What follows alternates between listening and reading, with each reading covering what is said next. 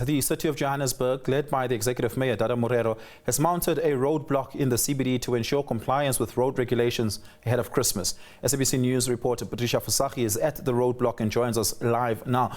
Patricia, good evening. Thank you so much for your time. Really do appreciate it. We know that Johannesburg typically becomes quite empty this time of the year, being the center, the epicenter of migrant labor across the country. A lot of residents of the City of Johannesburg typically leave the city at this time. However, we do still experience a high rate of road accident fatalities in the city, and I'm sure the mayor has some answer to this. But the mayor has also had quite a busy day. He met today with the Minister of Water and Sanitation, that is Minister Majodina, around the water crisis plaguing Johannesburg. I'm sure he'll have some answers to that as well. Well, definitely a lot of activity happening here in Commissioner Street in the heart of the Joburg CBD with law enforcement, in particular the Joburg traffic officials that are doing their normal enforcement work, stop and search operations, also targeting those who are drinking and driving. And I must tell you, in the about 40 minutes that we've been standing here, we've seen several people who have been breathalyzed and arrested for drinking and driving. But the Joburg mayor is here with me, Mr. Dada Morero. The importance of this operation, of course, we understand this time of the year, festive, a lot of activity, although people have left perhaps the inner city to go to their original homes, but there are those who are still here. Yes. And we can see there is still activity. Yes. Well, it's an important program. It's contributing towards road safety, especially during the citizens, to ensure that our motorists do not drink and drive. It's a very important message that we must send through. And those that have violated those rules will then have to be breathalyzed and arrested and taken through the normal process. So in essence, we're also calling on our residents in Johannesburg, don't drink and drive. Go early in the bottle store, get your stuff, go home, enjoy it at the comfort of your home with friends, have music and everything, but don't get into the vehicle.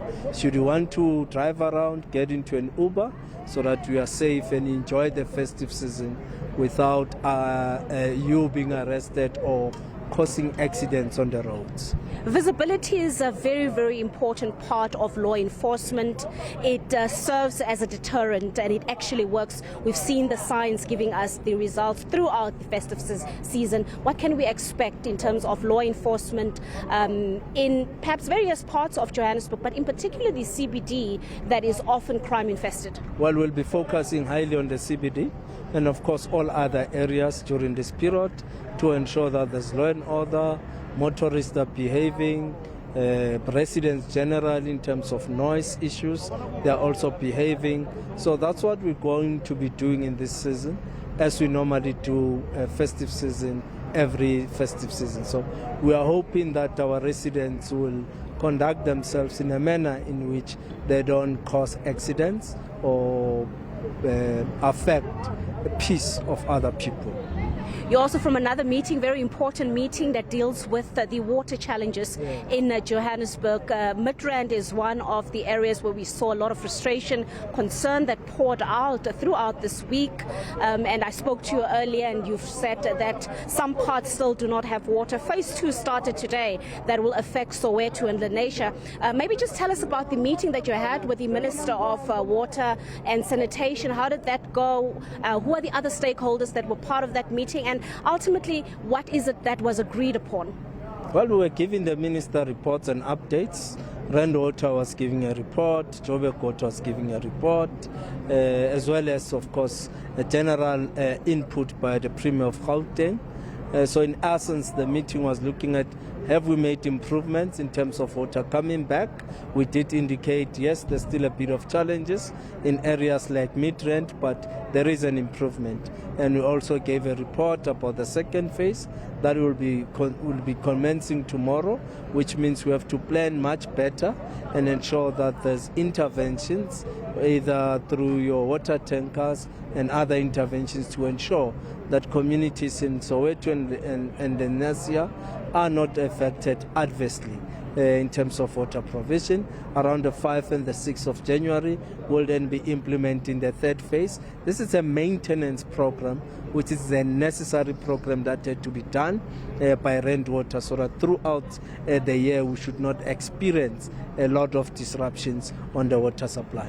30 seconds. Are there enough water tankers? There's concern about that as well. We heard the frustrations that were echoed in Midrand. No, we have about 20 which are owned by the city, and others, of course, from contractors. So we'll be able to deploy sufficiently. Where we still experience shortage, we'll then redirect from other areas that have now seen an improvement. And we want to wish all our residents of Johannesburg a Merry Christmas and a Happy New Year. Right, thank you so much. And that's what we're wondering, whether that Christmas will be merry for the residents of Johannesburg. Will they have water on Christmas Day, or will some of them just face frustration? As we have seen throughout this week, the residents of Midrand really raising their concerns. But here, it's boots on the ground with the traffic operation, law enforcement operation that's taking place. And as I said, a lot of people have already been arrested for drinking and driving.